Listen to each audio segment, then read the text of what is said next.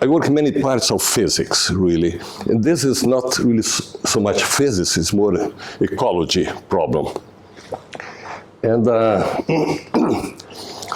yeah, I'm going to talk about what's called complex networks. Network is a system which has many parts. I'm going to explain that. And a complex network usually is nonlinear.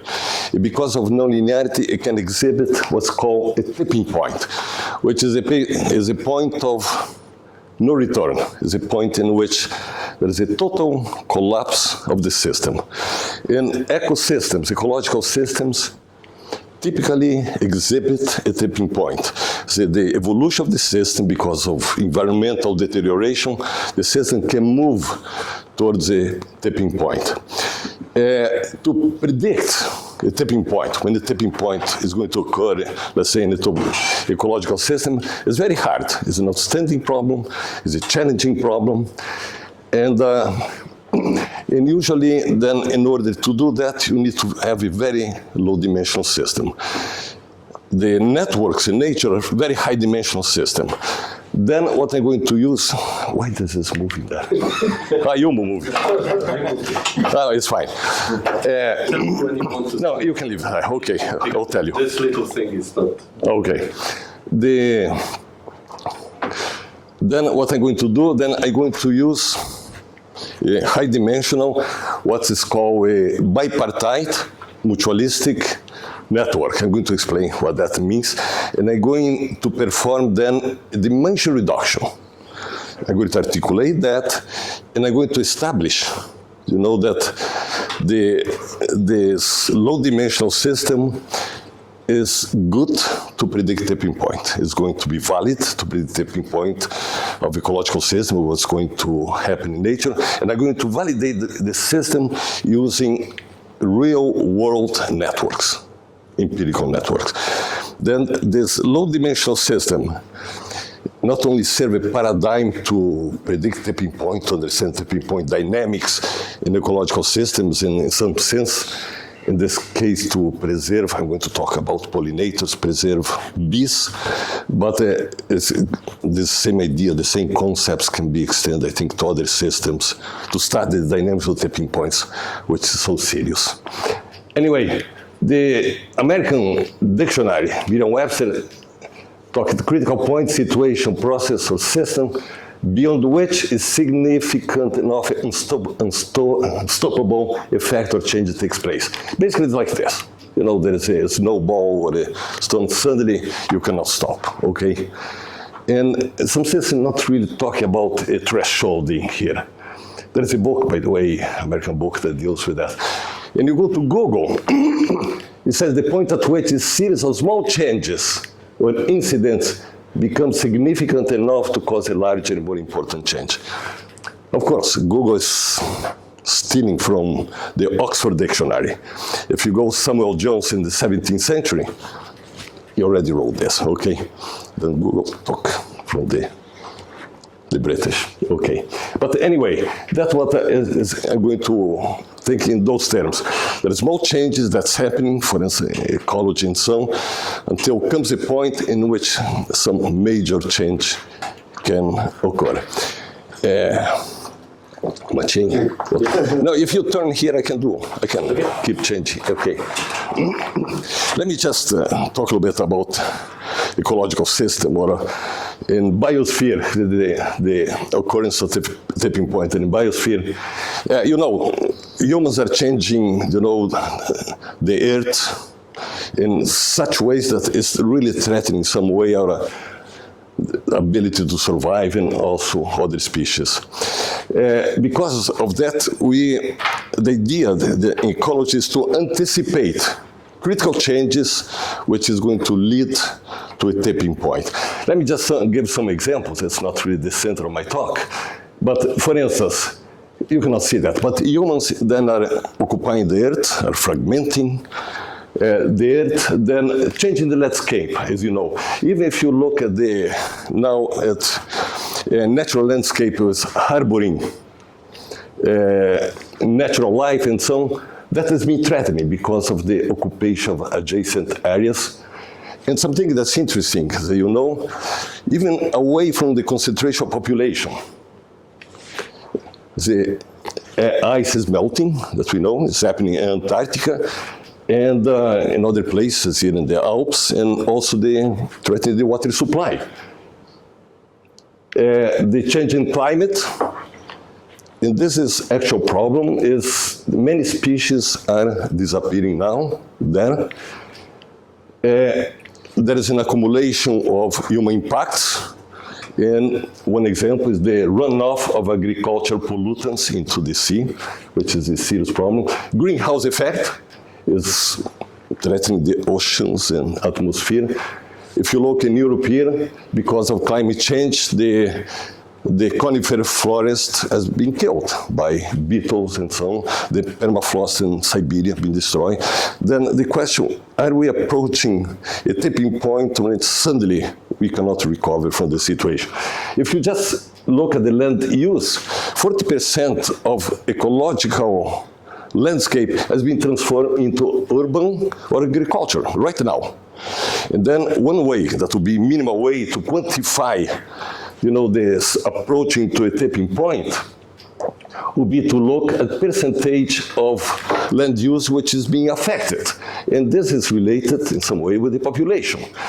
If you go in 1700, there was 650 million people. Then you go 200 years later, or 200, it increased by 1 billion, the population.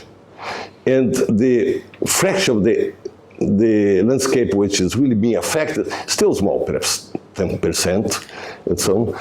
But you go another, now 100 years, now we have 7 billion people.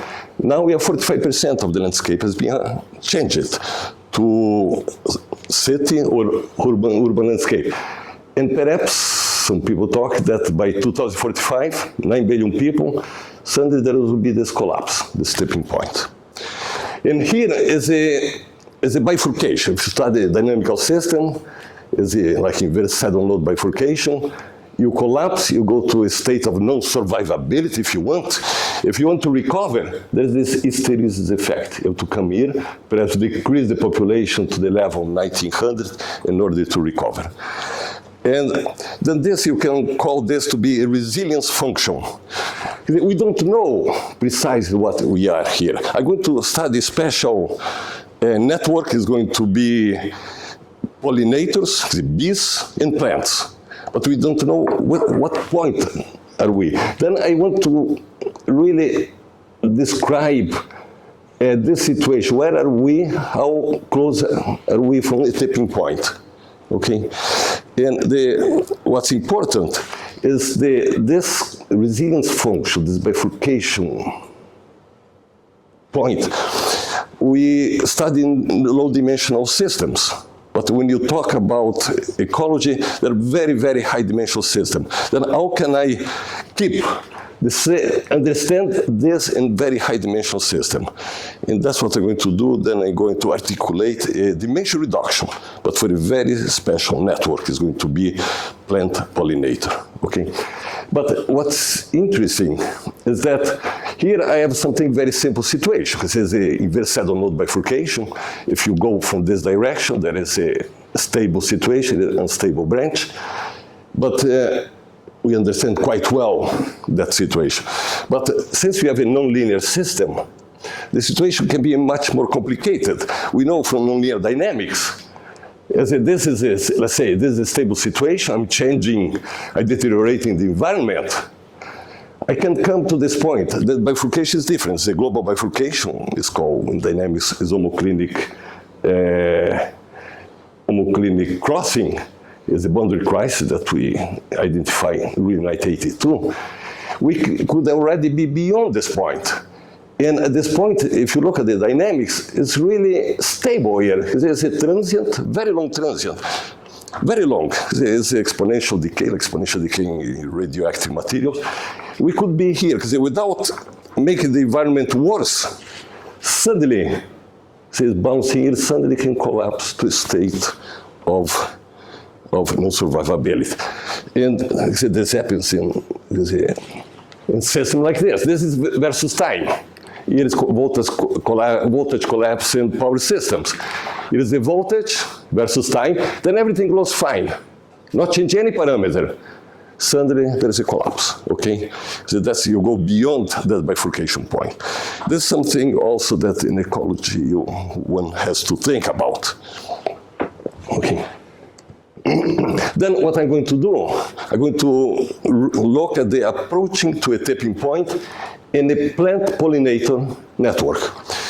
If you just listen to the news, you read that parasites, pollutants, habitat destruction led to the extinction of many species of bees right now, okay? And the others are very much stressed, they're in trouble. And then this is a very serious problem. Einstein, because we were a physicist, I don't know how true it is, but Einstein said, if the bee disappeared off the surface of the earth, man means mankind, will only have 4 years left to live. So that was, and this is very interesting situation. It seems, because initially one might think, okay, if the species of bee disappear, there are others that is going to pollinate the plants. But there is a discrimination. I'm going to show you soon.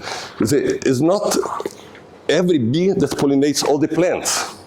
It's also not every plant which is going to provide food to all the bees. There's discrimination on that. And there is a serious problem. If a bee species disappear in a habitat, often that plant also is going to disappear, okay? Then I'm going to consider here what's called bipartite mutualistic network.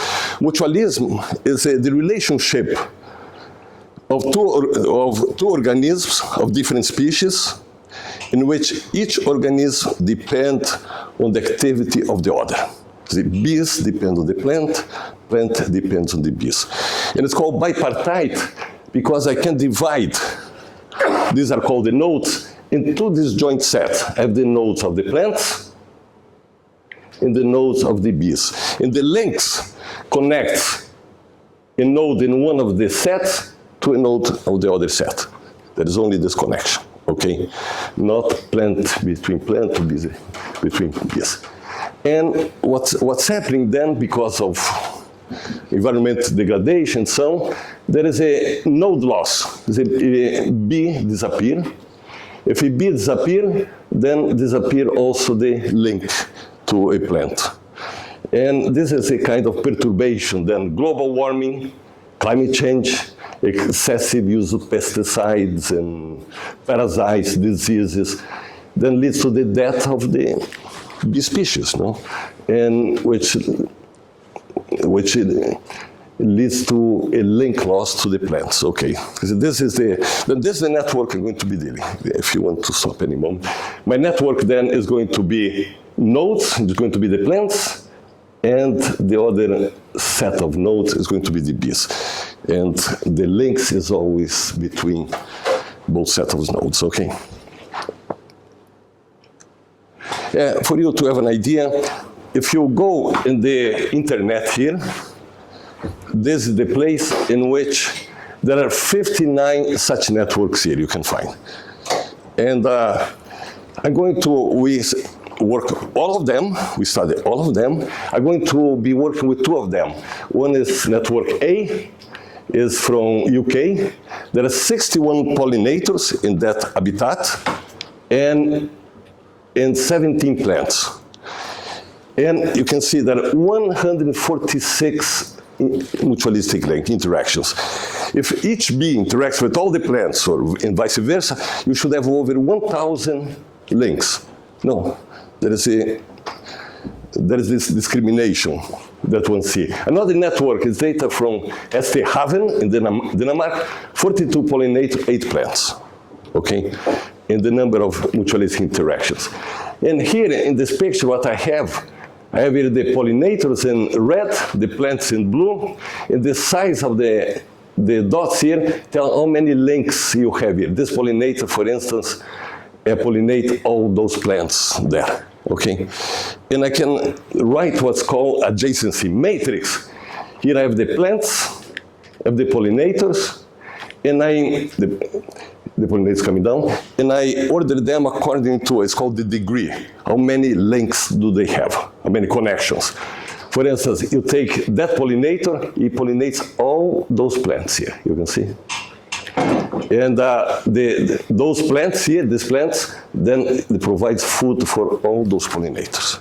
Okay, you can see there is this nestedness. In argument of the ecological people, the nestedness helps the survivability of the pollinators, the bees, in cases of harsh conditions, okay? But you can see, for instance, if I take this bee here, for instance, or this one here, if this bee dies here, perhaps this is not a good example. This bee dies, for instance, this plant is in trouble. I don't know which one I was looking here, okay? Or the vice versa. If I look at this plant, it provides food for that bee. If that plant is gone, that species also is in trouble, okay? Then there is this discrimination, okay? And that's the reason this problem is a very serious problem. The question is to find out with the death of the bees or because of deterioration environment, when there will be a tipping point which is going to lead at the extinction of all the bee species, okay? Let's continue here. Yeah, what I'm going to do is the following. This system that we're dealing is a very high-dimensional system. And here is the plant, equation for the plants. Here is equation for the pollinators. In Portuguese, pollinator is abelha. That's reason the A. Okay. Anyway, it is the pollinator, it is the plant. And this is the system. What we have here then, if I just look at the first equation, the second is about the same except for this term. Anyway, there is this alpha, which means here is the intrinsic growth rate of the, in this case, the plant, or the pollinator in that case. And this term is the competition. If I equal J, it means I'm in a habitat, let's say tomato competes with tomato. If J is different from I, the tomato is going to compete with cucumber, another plot. Then there is the intra-specific competition and interspecific, different habitats, okay? And there is the immigration. You have plants coming from other habitats. If you look at the pollinators, there is a decay rate because of deterioration of the environment. And this is the important term, is the interaction term. And this is quite a complicated term. What I have here, this gamma ij, if I equal j, there is a, if I in j, there can be 0, 1. If there is 0, there is no, look here. If there 1, there is a connection between plant and pollinator, I, the plant J. If it's 0, there is not a connection. Then this is, in some sense, the epsilon J is connected to the degree. If there is a connection or there isn't a connection. And gamma 0 is the strength of mutualistic interaction. It's just a parameter that you can get from ecology. And there is this quantity T. K is the degree, how many links I have, how many links there is between the height and the other pollinators, other plants. And if T equals 0, then the degree is not important. The topology is not important. If T equals 1, the topology is extremely important. And in nature, you have something in between. And there is another parameter, H. Because of mutualistic interaction, there is interaction between bees and plants, the growth, you can say the growth is almost going up to infinite, which is not the case, but there is a saturation. And the saturation, the F saturation is given by this constant. This is F saturation constant. And this is the system that we have to study. But you see, when I have 60 pollinators and 46 plants and so on, it's a large dimensional system, it's a couple system. And if we want to find out now when is going to be the tipping point of this system, bees pollinator, is something that we cannot do from the point of view of dynamics, because all the work that we do in dynamics and to find this resilience function, the point of the bifurcation, was developed that for low dimensional systems. Then what I'm going to do here is try to reduce this to a low-dimensional system, a simple reduction, and validate using the actual networks that reduction is indeed able to predict a tipping point.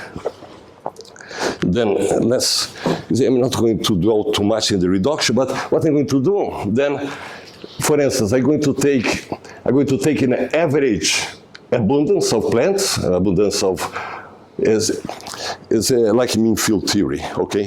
Abundance of pollinators, I'm going to do here. I'm going to insist that the competition is larger in a given habitat than from outside, because it's for the same plants or the same pollinators, the same bees, instead of the bees of other species, okay? And then beta II equal that, then this term here becomes beta A squared. This is the effective interspecific competition. What is important, this term again, is the interaction. And what I find is reducing this, I'm just doing the same, because epsilon is a degree, then it will be like k to the power 1. Then the only thing that I'm doing here is this k becoming that quantity. Then the equation that I'm dealing becomes the effective quantities, and how do I deal with the degree? Then what I'm going to do is this is going to end up to be very important, two kinds of one average. One is the network is important, okay, the structure of the network. Then another is not important. What's not important, what I'm going to do, I'm going to average over the degree. I take some average links between the plants and the pollinators. And in doing that, okay, then I find the competition for the plants and the pollinators. This I can get from the natural networks too. Or the other one, I weight by the degree.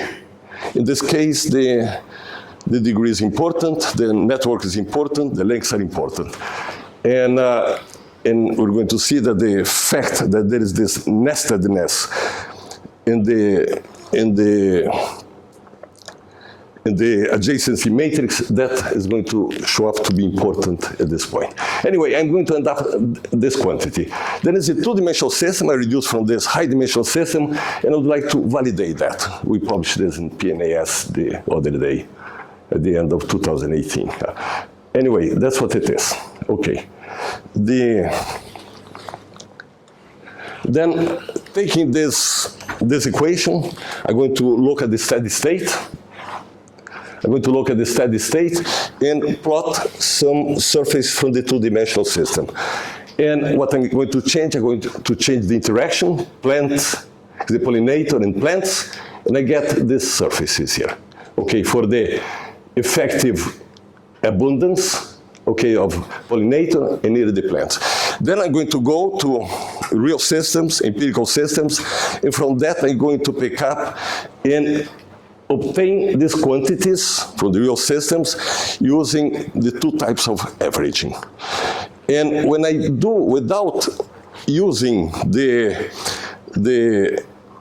weighted average, I use the unweighted average, all the natural one, the steady states of the natural system, it falls on the surface. And that's in the steady state surface.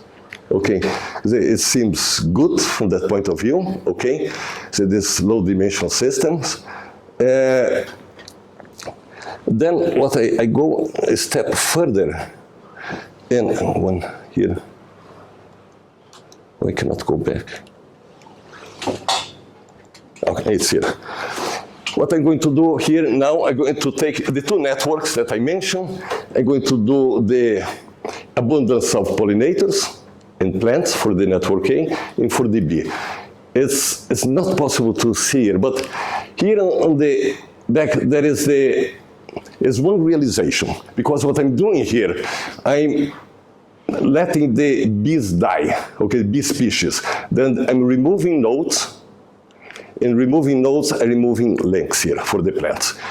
And what I'm doing here in red is the original system, is the large network.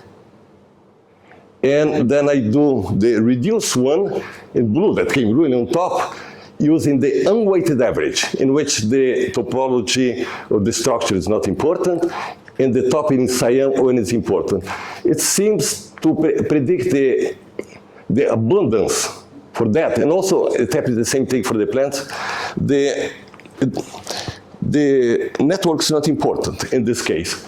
But let's go one step beyond and to see what happened to the tipping point. Look, what's important to understand, we don't know today in ecology, in nature, where are we in this line here? Well, which point we are? Because what we want is to be able to predict the death of the pollinators. Okay, that's the idea of the work in ours in the ecology. And here, this is a very busy plot, but you see, when you're removing, let's say, nodes, what's happening?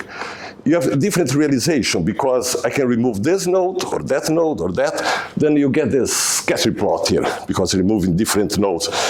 And but at the end, this you cannot see, but I hope to see the next one. If I look at the abundance of one particular realization, the tipping point, believe what I'm saying, the tipping point can be determined, can be predicted well using the weighted average. The weighted average when the network is important, okay? This happens in both networks, in all the networks that we study, okay? And the same thing for the plant. Perhaps it's better to see here, in which I'm doing here, I'm doing a sample result. What I'm taking then all the plants and pollinators doing an average. What I see here, for instance, again, take the pollinators. The unweighted average, which is in blue and red, is the average over all the pollinators for all the networks. To determine, to find the abundance, it is all right. But the tipping point comes with the weight average. We can predict quite well, very successful. Also for the plants, the same thing, and for the network B. Then it seems to predict then the tipping point when there will be a collapse of all the pollinators. We need to do this. We need to do the weighted average. Okay. And here is a little bit different. Instead of removing nodes and links, it is deterioration of the environment. Again, let me just concentrate one. Here, then the abundance is the blue, the red is the natural system, but when it comes to the tipping point in cyan is the good prediction here of the environment. There is a problem with this thing. If you go back, the recovery of the natural system is here, while the model gave me that. There is hysteresis, but we're not getting the recovery right. Okay, but we get right the tipping point, that's what counts. What is important, when you talk about the deterioration of the environment, you can improve the environment in principle. But when you talk about node loss, you can't. A node is loss. You cannot recover, because it's the death of the species. Okay. Yeah, just to test here, I'm going to tell. What we did here, we took the network, and we took random links between the plants and the pollinators. In this case, we find that the structure is not important. Okay, we can predict the tipping points and so on using weight or unweight, just the result. Okay, let me just do the following. What we did here is the following. We're using a control. Let me take again the first. What I'm going to do here, here is the abundance. It is the environment that's going to be worse. And I'm going to take the network A. What we see is the following in green. As the environment gets worse, in green, suddenly there is a total collapse here, okay, of all the species. If you improve the environment, there is this theories. Look, I improve the environment, there is this difference between the point of collapse, and when you improve the environment, you need to improve some in order to recover the species, okay? What we're doing here, we're maintaining the abundance by some genetic, whatever, manipulation, of a single pollinator, constant. In this case, there is a delay in the death of the pollinators, as you can see. And also what is interesting, if you go back, the recovery is the same point. It happens also in network B and so on. You could do a different kind of control. You could do a control in which one of, this is also not difficult to do, which one of the pollinators that is not affected by the decay of the environment, the deterioration of the environment. In this case, of course, here the population of pollinators is decreasing. That one since is not decaying, has more food, then even is increasing the abundance. And it's the same thing that happens, okay? Then you can do this different kind of control. Okay. Then the situation is the following. If I don't have a control, there is sudden decay of all the pollinators, and then when you improve the environment, there is this hysteresis effect. With control, there is a delay in the environment fitness, and there is a delay when there is a decay, but then the recovery is at the same point. So this is the message of the control. You can do some additional, you can predict what's the best pollinator to control. And what we do here is the following. If two pollinators pollinate the same plant, they're linked. Then we can write an adjacency matrix for that. We can find the largest eigenvalue. We find the eigenvector. In the eigenvector, corresponding to this, the largest eigenvector component of the eigenvector corresponding to the largest eigenvalue is the one that gives the largest delay in the control. Okay, and this you can validate all this. Yeah. So what is the meaning of this leading eigenvector? You can associate each eigenvector. The leading one is the one that has the largest number of the largest degree. Yeah, in this case. In practice, what will be now the applications or? Well, because you want to delay the decay. Because you want to do, you can have a maximum delay here in the control. Okay, wait, it's here. You can have the maximum delay in this control, okay? Yes. Yeah, that's what it is. Then which should be the pollinator that you should be using for that? And in doing that, we can show that, perhaps it's obvious, is the one that has the largest degree. Okay, it's just that. If you look at the inverse participation ratio for such vector, it's uniform? You mean the...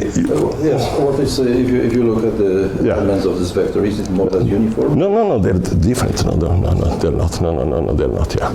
No. So let's say, number of important components is small. Yeah, I have, okay, what happened, I have, for instance, 64 pollinators for 6 plants, okay? What I do, then I link the pollinators. Then I get a matrix 64 by 64, I find the largest eigenvalue, then I find the leading eigenvalue. It has how many leading important components? So inverse participation ratio, just some? No, they are all different, I can see here. And not only that, look here.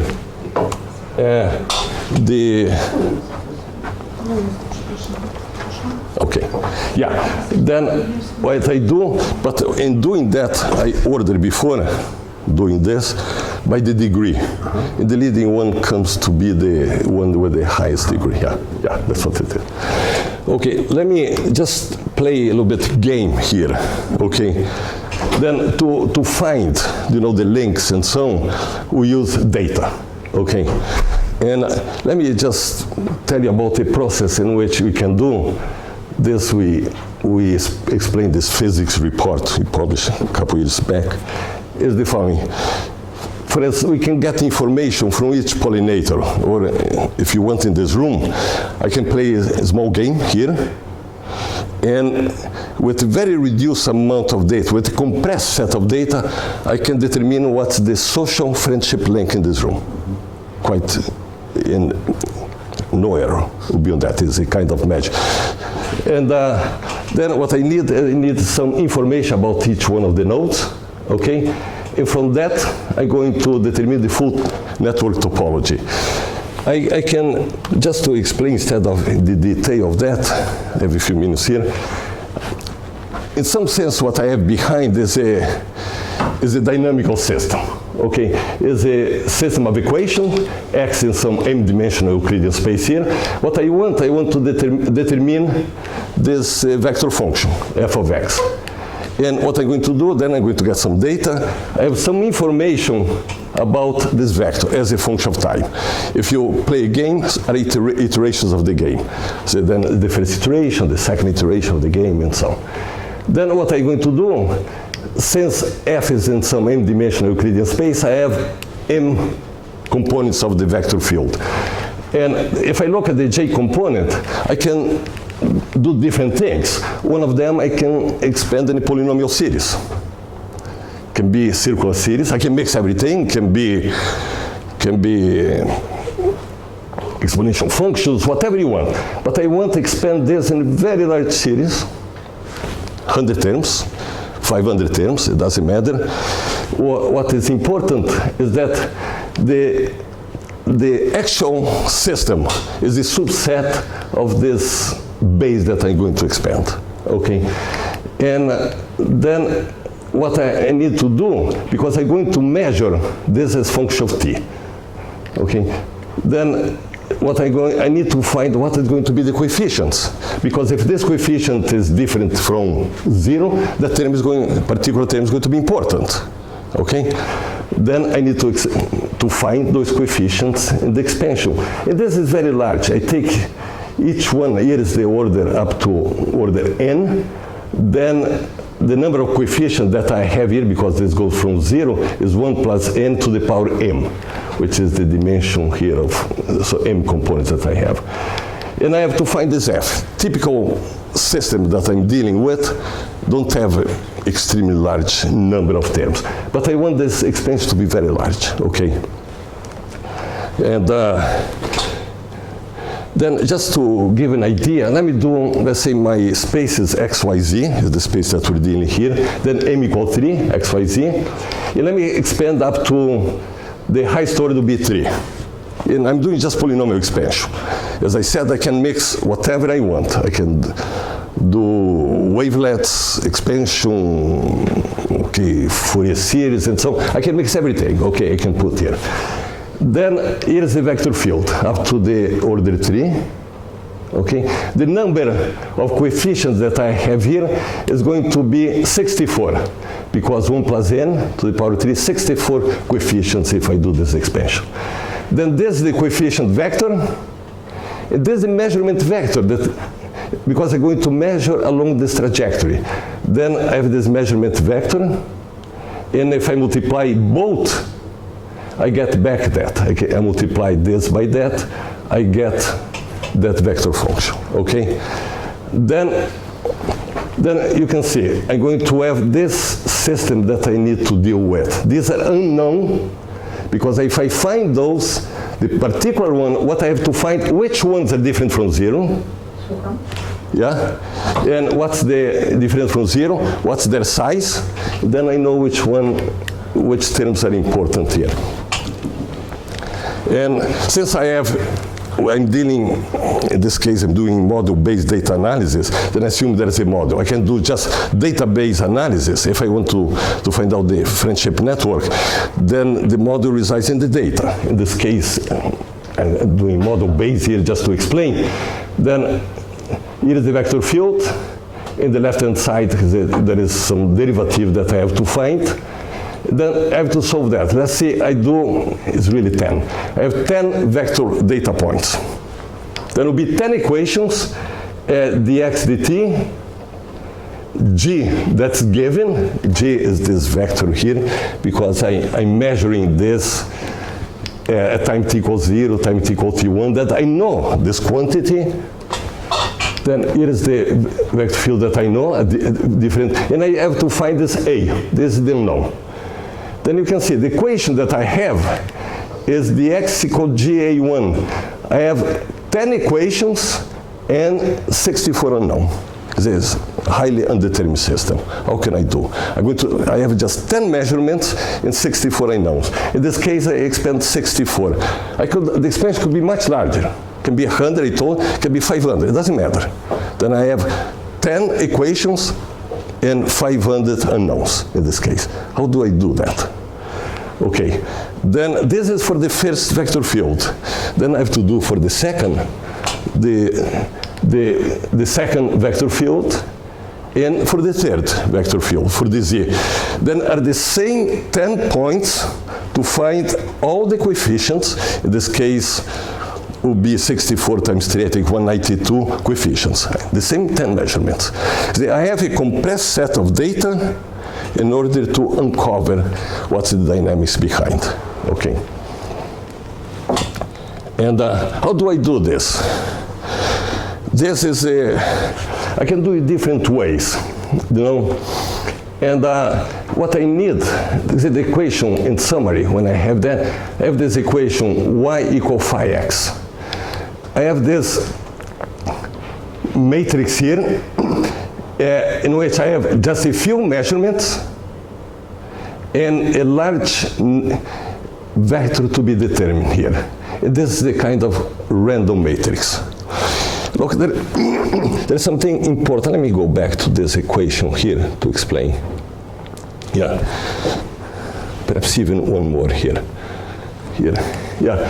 What I have here, I have a system. Okay. What I'm doing here, I'm expanding this in polynomial. I can be in sine functions and so on. These are defined in the Euclidean space. And what I have 10 measurements. These 10 measurements are like delta functions. Then what I want to be able to pick up those 10 measurements. If I don't use polynomial, which is defined over all the space, I cannot pick up those. It's like you're having, you know, if somebody comes with a spear, you need to have a shield. That's the idea. Then I have these functions over all the Euclidean space, and I want to pick up these 10 points. That's what I do.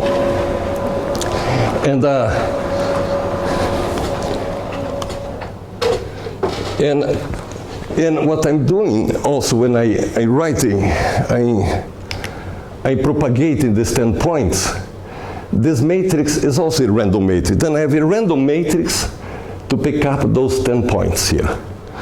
And when I told you that I had to have a very long expansion, because I want this vector to be sparse. See, the sparsest is the better. Then I want the very large incoherence between this matrix and this compressed set that I'm going to measure. Is this. One is the shield, another is the delta function. See, that's what I want. Then I want maximum coherence, and I want to sparsity. You can see only few of the entries are going to be different from 0. Let's see, k non-zero entries. I don't know which. But then the compressed set of data here should be larger than that m. The question, how do I pick up those points? Okay, I can use different norm for that. If I can use, for instance, if you put in, let's say, an example. Let's say I have, you can imagine, I have two non-negative integers whose average is 3. What are the two numbers? Okay, they're non-negative numbers whose average is 3 integer numbers. And if you put in the computer using MATLAB, it is going to give 3 and 3. This is L2 norm, but this is not the sparsest. If you take another norm, is the L1 norm gives 0.6. And it's the same problem. For instance, there is the 12-coin problem, that one of the coins, the weight is different from the other 11. How do you determine? You can do 12 measurements, okay? But 3 is enough. 3 is enough to determine which one is the fake coin, okay? Then how do you do that? Is the L1 norm. And why then L1 norm is does the following. Here it's just, I have, for instance, if I use if I look here, then when I want to determine the solution is going to be residing in Euclidean space, the null space of dimension n minus m. Here is n, and here is m, the data point. It's going to be n minus m. Then what I have here, I have the null space of dimension n minus m. It's going to be a fine space. Here is this hypersphere, which is the L2 norm, that gives you a hypersphere. But when I move this null space, the solution that I want should be that one. I get someone which is not going to be the sparses. If I use the L1 norm, the feasible set is this polygon in higher, or polytope in higher dimensional space. When I move, I'm going to come exactly to the objective function that I want, which is going to be the sparse solution. There are theorems, especially derived by Terry Tao, who is a Fields medalist, and show that with probability 1, only some crazy situation, you don't get the precise solution, okay? Then as I move, I'm going to get the right solution, and I can find the coefficients. Here, just an example, this is not. What I did here, I asked somebody, just give me, a pickup was a chaotic system, in this case was the null map, iterated, started from some initial condition, gave 8 points, only 8 points. Find out what is the system, okay? From 8 points, what we did then, we expanded in the 8 points, then he gave the xy at point equals 0 to equal the 8 evolution points. Then we expanded the first vector field in 11 components, in the second 11. Then we have 8 points, 20 unknowns. And doing that, we found the system. Then using the recovery system, because it's just the system from data, we did the bifurcation diagram. By the way, with those 8 points, we could determine the equations of the dynamics with 10 to minus 9 precision, all the coefficients, 8 points only. And then doing bifurcation diagram, which is a global stuff, we could predict from the predicted equations this point here within 1 pixel, 10 to minus 3. So the 8 points give this incredible prediction, okay? And the same thing, then we play this game also on campus, picking up students. We pick up random students, say, look, you can bring friends. In this case, was 22 students. Then they have this friendship network. And we play prisoner's dilemma game, okay? There is a strategy, then it's a game, that's result of the strategy. We iterated the game 32 times, and randomly, because this is not adaptively, randomly, then we took 19 points, right? Information points from each one. What is the strategy they use when they play among each other? And we predicted precisely, exactly what's the friendship network for this 22, okay? And the error, then we play even with the error. The error we put the error of 30%, we could do that also, okay? And this is the magic of this compressive sensing. What you look at the compressed set of data. The initial idea, this was developed like 2004, 2005, this at Caltech. He consulted for a hospital in Pasadena region, and he saw when they put a patient in an MRI, it takes a long time, the patient in MRI, because what you're doing, for example, the brain, you're doing the sections, perhaps 92 sections. In each one, you have to transfer about 2 million pixels to a data acquisition system, and that takes time. That's what it takes time. And what he saw that you don't need all those 2 million pixels. You can send just a few pixels, and then you can recover. Because in fact, what the system did, it takes the 2 million, go to the acquisition system, then compressed, and when the doctor wants to see, they decompress whatever, uncompress the signal, okay? And he saw, no, I just could get a compressed set of data and then recover. Then what we did, using the same ideas we use for the dynamics of social networks and so on, okay? And the mathematics was done by Terry Tao, this fantastic field medalist at UCLA, okay? And then what we have here, then the control we can eliminate just to reach this point. We use compressive sensing for prediction of these networks. Yeah, thank you. Thanks. Yeah. Okay. Questions? Okay. Anyway, the people using also this compressive sensing for signal acquisition, which is quite important, you know. And signal processing. Signal processing. Yeah, as you mentioned, the publications were information theory. Yeah, wait. Yeah, this is all local where they. Yes, it was 2006. Romberg, I don't know who is in Stanford, I think. Yeah, this was developed in the United States. Yeah. Okay. Can you say something about how many points we need really for this decompressing to be correct in predicting the dynamics? I mean, what we need. We need this thing. What we know from. No, that's very good question. Here comes. We need at least this number. Okay. This is model based, okay? For instance, I didn't show here. I just answer. I could, for instance, do a rotor or a pendulum, let's say. A rotor, it means you kick here. See, the strength of the kick, you can see, depends on this angle here, okay? Then the expansion then will be polynomial, also Fourier series or circular functions, okay? You mix all of them. But then this is model-based. You have some idea what's the model behind. That's what I show here, model-based data analysis. And what you need, the important thing in this compressive sense is this expansion. This should be very long, okay, that I have here.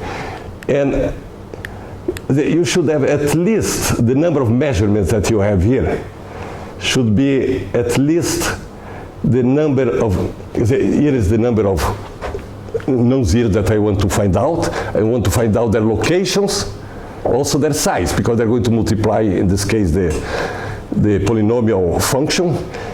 I'm going to have, let's say, k non-zero. I should have at least have m measurements. But I don't know, it can be much less or larger. For instance, the example that I show here, that I told the guys, present 8 points, there were 4 unknowns, but he presented 8 points. There are 4 coefficients we needed to determine. I think, I don't remember if we checked, 4, 5 or 6, 7 would be enough, but we did 8, okay. At least you should have enough measurements to be larger than that, yeah. What is optimum? This never was established what is optimal. I think the more you have enough, yeah. But what happened, there is the question of the error. Here, for instance, I didn't discuss here. Assuming here that's a dynamical system, the problem, I needed to determine this quantity also from data. And this what's limiting in this dynamical system. Of course, if I'm trying to predict network, then I'm not constrained by determining this vector. Can you assume that having more information, more data, to get better accuracy? I really don't remember that. Yeah. I don't think it will make a difference. I think it's even, yeah, that's a very good thing. There's a lot of things to be done. Let me tell you, let me show, yeah, that's typical of us. 'Cause we present a problem, publish, move to another area. We never, but there's a lot of things to be done here. For instance, you work in no, you never work in lasers, no, but in laser, for instance, people talk about a mapping that was not obtained by them, is the KEDA map. If you look at KEDA map, there is a cosine. You look at the face of the cosine, there is a polynomial downstairs. So we don't know to deal with that. See, people then use embedding theory, but embedding only gives you the topology, does not give you the set itself. Then we never explore. I think we should look into that. This question also that you say, if there is, you take a typical system, if you increase the number of data, what's happening now saturates the ability. But in this case, was 8 point we did is find out with 10 to minus 9. Okay, that was incredible, but I don't know what would be the idea. We never look into that, yeah. But is it? And it's more, reading the papers by Candice and so on, they have papers then in image reconstruction, scene reconstruction. I don't remember to have read that. Give the student here to do this. Okay. Yes. To what extent the method is sensitive to the type of the network? Because your network was pretty sparse, so this was probably some kind of a small world network or You talk about the first part of the second. No, the second, I don't care about the network. Absolutely not. No, the friendship. No, it does not even enter. It does not ever. If you look at for instance, the social network, some of the students 6 connection or one, is just one. The most are just brought one friend, and one are 3, another, and so on. Then there was a lot of things that happened like that. But you could conclude from that. But no, the network does not. What's happening? Because if you're looking in that problem, you play this game. Then there is a decision make if you play a game with them, how you decide how you gain, how you maximize your gain. Then it's done by the brain, that we're not looking what's the dynamics of the brain in order to make a decision of the individuals. No, it does not matter, the network, absolutely not. So basically what you try to do, you try to get this projector, which you didn't write. There is this long vector, and there's a projector which has a lot of that's right. zeros, and that's right. The random, the noise, which you don't know, this is just a matrix. Well, in this case, because we assume there's no noise, but then we impose noise, in playing. How did we impose the noise? But then we did exactly what you're saying. Then we played this game using the different networks. Okay, small world, random networks, regular networks, and so on. And what's incredible when you're doing that with networks, I need to establish the links. Again, the number of measurements that you need will be about, for all the networks, about 40% of the links that you want to determine. That's quite incredible. If you have 10 links, so let's say 100 links you want to determine, then 40 measurements enough to find with probability 1 what are the links in the range. It's really incredible for all the networks that we test. So we test that to see what's the fraction of measurements and so on. No, we present this in this report, whatever. It's not this one, Anyway, it's here someplace, in the physical reports, Okay.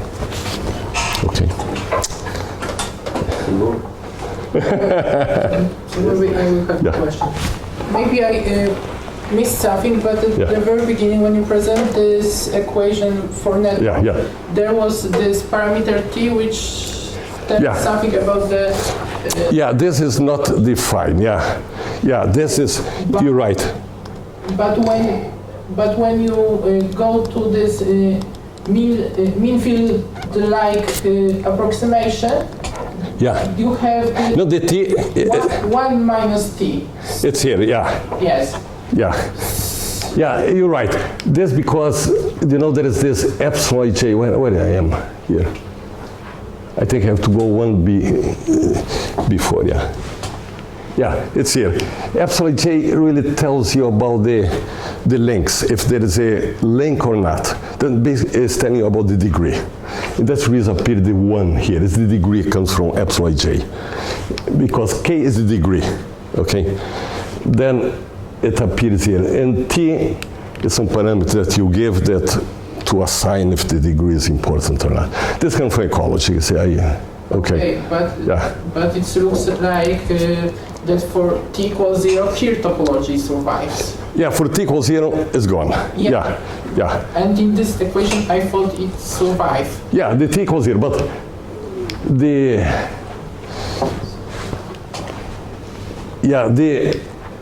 but then that's what's happening. Because even if you put t equals 0, then the average here, so you choose some t, because this comes from ecology, and you average over the k. Then you average over you take an average degree of all the network, and that's what you're doing in this case, this unweighted, okay. And here now you then weight by the degree, because suddenly you impose the topology in the network, and that's what at least the data that's coming from the real networks, that the topology in that case is important in order to predict the tipping point. The point, what's happening, we don't know where the tipping point is going to occur. That's the reason there is so much work being done, developed by ecologists in order to predict the tipping point. Now, when there is a total collapse of the pollinators, I have a question concerning the first part. Because you're talking about the bees, you also mentioned that you are from Brazil, so the natural connotation is the story of the African bees. Which were taken from Africa to save. I don't think even was taken from Africa. No. My question is the following: it means that actually in your bipartite system there are several hidden other layers which you don't take into account. Of course, again, it's highly nonlinear system, so they can completely change this tipping point behavior. Like the small thing of. The African is quite interesting. It was in Herceti, okay, São Paulo. There were the manipulation, and then they let escape, and that's what's happening. The African bees, and came up to moving north up to the United States. They came, Although it's very funny because they made movies about that. But we come from Brazil. I come from a little bit south, where the Polish came to Brazil, Curitiba as the city, And And then I never remember that anybody had a problem with Africa. Did you? No, never. Yeah, that's simple. Yeah. I think perhaps they kill cows. I know, but I never seen that people. Say that this can change. Do they pollinate? They must, otherwise they will not survive. No, my question was that this is something which may change this analysis, this bipart analysis, because you may have some other factors which are not taken into account in a bipartite system. Yeah, I think you come almost to this situation here of control, because suddenly one species is doing this, Yeah, I think it's coming to that, but that's a good question, to look into the African bees, I don't know why it's called African. Because I think Brazilian population, 70% is African descendant. Because what makes it. No, the story-wise. I don't know why they're called Africa. I don't remember. Because the original. They brought from Africa. I know the story-wise. Okay. Originally, they were coming from Africa. And I see. The problem was the following: that in Africa there was no culture of domesticating bees. So basically what the people were doing, they were destroying the wild hives. Yes, yes. Completely, just to get honey. And because of that, genetically, the bees evolved into incredibly aggressive kind of species. Okay. This was this way of protecting them. Yeah, of course. So this is so they attack immediately and they attack in swarm. So that's the story about the Brazilian. Yeah. Then it was not what you're saying. It was not a genetic change. No, it was. No. It was really the imported from. There was some attempt of Domesticate them. Domesticate them and also to mix them with some Local bees. And this is, I think, the story. And then they escaped, and then they started this march towards the north. But an idea to survive because of wasp attacks, something? Also? The idea was to survive because of people. People. That's where people were. The only way to get for them the honey. But they were always destroying these wild hives. In UK now talking about bees, there is a push for people to keep the environment a little bit natural.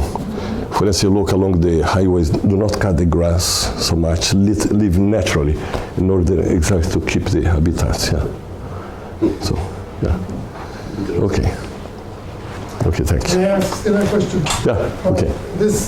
To what extent you can predict exactly this tipping point? Because I would expect that this process is statistical, so there should be some distribution of the point of this tipping point, which the history. Yeah, it's by initial condition maybe. Yeah, it seems that what we're showing is that in this that we took then the natural networks, the 59 that are known natural networks, and doing this dimension reduction, we can predict the tipping point correctly doing this, what he was asking, the weighted average. The weighting, knowing the networks, we know the degrees, we can extract the interactions, and so we can predict. So that was the idea of this publication, yeah. Because otherwise we cannot, dynamically, we cannot study this. That is correct. By doing this, yeah. Doing this work, doing this numeric. We took the actual networks. So you can compare with the real data? No, this all compared with the real data. I'm sorry, then, in fact, this is the original set, the real data. Okay. No, everything is compared with the real data here. The real data, here's the average values. Now, everything that compared with real data, real networks, okay? We work with the 59 networks, all that are known today, in doing the prediction. Then we don't know here where we are, okay? But we want to predict that point, when this is going to happen, the total collapse of all the pollinators. Now this compared with all the real data. Yeah. This is averaging over many realizations. Yeah, this is average over, but here I took one realization, okay? One realization, and here I was looking at abundance. This is a busy plot, because what happened, pollinators are dying. When pollinators are dying, which one is dying? For instance, if I take here, 50% died. Which ones have died? Then of course you get the scattered plot, because you get many realizations, because they could die number 1, number 5, number 7, okay? Then you get the scattered plot. But if you take a single realization, you cannot see here. But you take the red here is one of the realization. You'll not. I'm sorry for this plot. It's not showing well here in the projection. But for that single realization, we can predict the tipping point correctly. For that realization, okay? Extracting from the network, because from the network we can calculate from the real network. We can calculate these quantities. You take a real network, I know the links, we know the network, we can calculate the effective interaction constants. Then for interaction constants, I can waste time, okay? Then I look at the reduced model, because the problem is this quantity here. Yeah, they call resilience function. Is where are we, if you're talking about the pollinator plant, where are we here, okay? Can we predict this point? That's what it is for the pollinators, when there will be a death of the pollinator species. That's what we want, the idea of this ecological system, okay, to predict that. And we did the dimension reduction and test again the 59 networks, real data from the 59 networks. And from the 59 networks, I can extract gamma A, gamma B, the interaction for the plant pollinator, and trying to predict that. What we're saying is, you can come with different one, that a reduced system, a reduced system, this reduced two-dimensional system is good for that. There was another paper by these people. What they studied one-dimensional system. Is the system that two pollinates pollinate the same plant, then they're linked. They studied this network. Then they look into the fact that you can get, doing that, this kind of resilience function. This one I just showed, my goodness. I'm sorry.